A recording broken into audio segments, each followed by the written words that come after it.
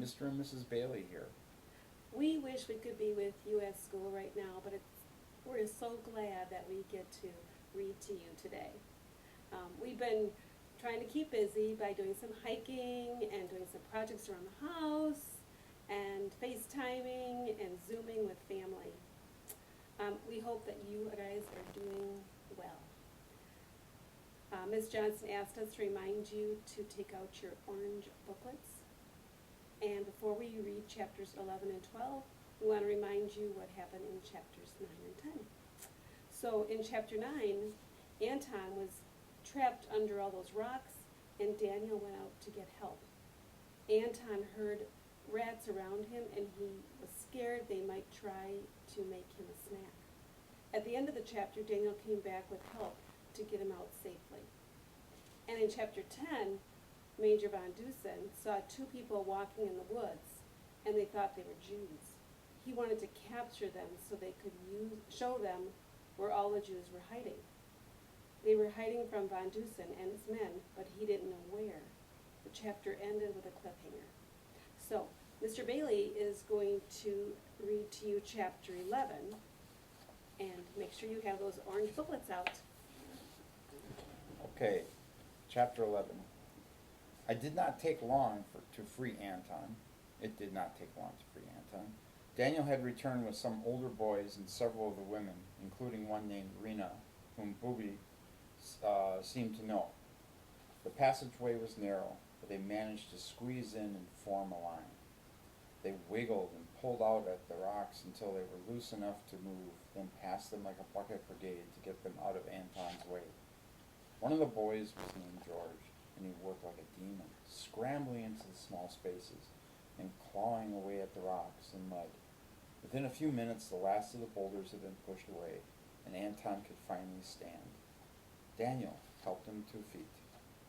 Ow! Anton winced and grabbed his sides. Rena took him by the shoulders. Are you all right? She asked. I don't know. My ribs ache, but only when I breathe, he said. Rena took the flashlight Daniel had brought and shone it on Anton. He was covered from head to toe in mud and could not stand up completely straight. Help me get his coat off, Rena said to Daniel. As they carefully removed Anton's jacket, he groaned in pain. Show me where it hurts, Rena asked. Anton pointed to the spot in his right side, and Rena's fingers probed the area. Ah! He groaned as her fingers continued running back and forth over his ribs. His eyes watered, but he did not cry out again. I do not think your ribs are broken, so that is good news. But they must be bruised quite badly. Can you walk? She asked. I think so, he said. Rena undid the long scarf called a babushka that concealed her hair, which was long and brown and reached the middle of her back. To be safe, let's wrap your ribs. It will keep them from moving too much. When we return to the cavern, we can examine you more closely and make sure nothing is actually broken. Anton nodded. Rena and a woman named Miriam wrapped the babushka snugly around his chest. When they tightened it, tying it into a knot, he thought he might pass out. He took a deep breath and held it until they had finished. When he let it out, he found himself able to talk only shallow breaths, but his ribs did not hurt as much. We should go now, Rena said. The rest of the group turned away, ready to return to the cavern. Wait, Anton said. Daniel, the light, please. Daniel handed him the flashlight. Anton pointed it up to the ceiling, about a half meter over his head. That's about 1.5 feet. He saw the spot he had touched just before the rocks collapsed on him. He peered at a small hole in the ceiling that hadn't been there before. Anton switched off the flashlight. It took a moment for everyone's eyes to adjust, but soon they could see the starlit skies above them, and the hole wasn't actually as small as it had first seemed. It was just big enough for a child to climb through. Flipping the light back on, Anton spied a rock the size of a watermelon sticking out of the side of the hole. Small beads of water ran down its sides and dripped into the passageway. He tried to reach his hands over his head to grasp the rock. but the pain in his side was too great to continue. "Daniel, help me," he gasped. "What are you doing?" Daniel asked. "Uncle Dmitri wanted us to find another way out of the cave. If we widen this hole and stack up some of those fallen rocks, we will have our exit," Anton said. "We can do that later," Rena said. "Right now you should be resting." "But we can't know when we might need it," Anton said. "If we just get this one rock out of the way, then stack up some of the stones like steps, we will be able to climb out at a moment's notice. Please, we are already here. We should finish the job," Anton asked, or looked at Daniel and Rena, his eyes pleading. The two of them looked at each other, then shrugged. Anton watched as they grabbed a hold of a large rock and pulled. It would not budge. They dug out the dirt surrounding it and tried again. It was wet and slippery, making it difficult for them to get a good grip. They scraped at the dirt some more. "Be careful," Anton cautioned them. "Don't let it fall on you. Be ready." Rena and Daniel kept digging until, without warning, the rock came loose from the soil holding it in place and crashed to the ground. Daniel and Rena lurched out of the way. It landed on the floor of the passageway with a thud. Anton flashed the light on the hole above them. It was now big enough for an adult to crawl through. "Well done," he said. "Now if we stack up some of these rocks against the wall, like a staircase leading up." "We?" Daniel interrupted. "There is no we here, friend. There is us doing all the work and you giving us directions." His breath came in ragged gasps, but he was smiling. Anton chuckled. "True, but at least I do not creep down the passageways like a frightened squirrel." Daniel playfully punched him on the shoulder. It made Anton wince, but he was glad of it. Daniel had been so quiet and reserved since they had arrived at the cave. It was good to see him smiling. The group went to work. The women and the boys formed another line in the narrow passageway and returned the fallen rocks that had trapped Anton one by one to Rena and Daniel. Carefully, the two of them stacked the stones against the wall. They scooped mud from the tunnel floor to help support the rocks, and soon they had a makeshift stairway. It would take some careful climbing to reach the hole above, but it was better than nothing. When they were finished, Anton inspected their work. "Excellent! Now we'll be able to reach the surface if we need to. Uncle Dmitri would be pleased. Perhaps they will find the ladder on one of their night missions, and we can bring it here. Until then, this will work well." Rena and Daniel smiled. The group finally headed back down the passageway with Daniel in the lead, lighting the way with his flashlight. They were tired and dirty. Anton winced with each step, but he was happy to have done what his uncle had asked of him, even if it hadn't gone exactly the way they had planned. "Now, if the Gestapo comes, we will be ready for them," he thought to himself as he limped along. "We will be ready." That's the end of chapter 11. And now here comes Sue to read chapter 12.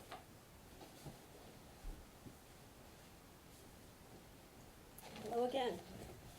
So chapter 12. Oh, and don't forget to write down a chapter title for the chapter that Mr. Bailey just read. Chapter 12. Major Von Dusen and his men waited at the edge of the depression for several minutes. They strained to hear the two men they'd been following. Had they stopped to rest or to catch a field mouse for supper? Von Dusen had no idea. Only the sound of his ragged breath disturbed the silence. Where were they?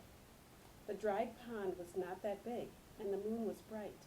He should be able to see them. Sergeant Eberhardt returned to his side. "Mine, Major," he asked. "Sie müssen Geister sein, Sergeant," Von Dusen said. That means they must be ghosts. He studied the terrain. In truth, there are many places for two men to hide. Perhaps they had realized they were being followed and hidden among the rocks and bushes.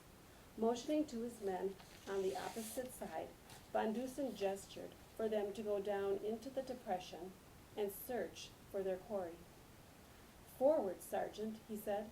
"We will comb the area. The Jews are here, I am certain of it. But be careful, they could be armed. The two men crept slowly down the incline, their machine guns held at the waist, ready to fire.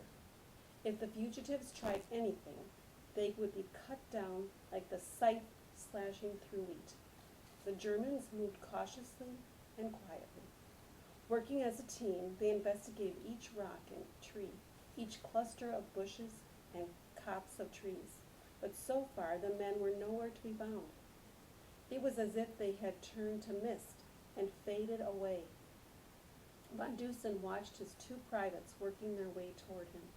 They moved in concert, just as he and Eberhard did, making sure each possible hiding place was clear before moving on. Several more minutes passed. Periodically, Von Dusen would signal the squad to halt so they could listen for the rustling of clothing, the gasp of a breath, the beat of a heart, but he heard nothing. Von Dusen was baffled. 100 meters remained between the major and his two privates. The ground was rocky, the boulders that littered it large. If the Jews were still here, this would be where they were hiding. Be ready, Sergeant, he whispered. Ja, Eberhard answered. A boulder nearly the size of an automobile stood directly ahead of them. Von Dusen went left and Eberhard to the right. They leapt around the boulder, guns at the ready, but the Jews were not there. Behind them they heard a rustle in the bushes. Von Dusen turned quickly, prepared to fire. But before he could pull the trigger, a large hare bolted from underbrush and darted away. Von Dusen took a breath to calm his nerves. Silently he cursed himself. A soldier of the Reich did not jump in the fear of the appearance of a rabbit. A Gestapo major was not afraid of two Jewish peasants. This was ridiculous. He needed to remain calm and to find out what he was looking for. He waved his gun, motioning Eberhard forward. Another large boulder lay ahead of them, and they repeated their crawl around it. Von Dusen peered around the opposite side of the boulder, expecting to find two huddling Jews. But that was not what awaited him. Sitting on the ground were two milk cans, the very ones the two Jews had been carrying. Von Dusen kicked one of them as hard as he could. Water spilled out and ran through the dirt in tiny rivulets. Just as he feared, his squad had been discovered. But where had the Jews gone? They had to be somewhere. His men joined them at the giant boulder. They looked at the milk cans and then at the major with disbelief on their faces. Did you see anything? Von Dusen demanded. No, mein Major, they answered in unison. Von Dusen paced back and forth. Somehow he had been outwitted. He had figured out where the fugitives were, yet they still managed to elude him. When he finally caught them, he would make them wish they had never been born. They would tell him everything, everything.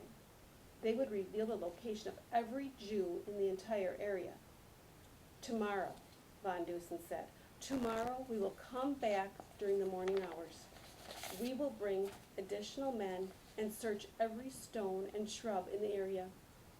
We will find out how these Jews managed to escape the Gestapo. Is that understood?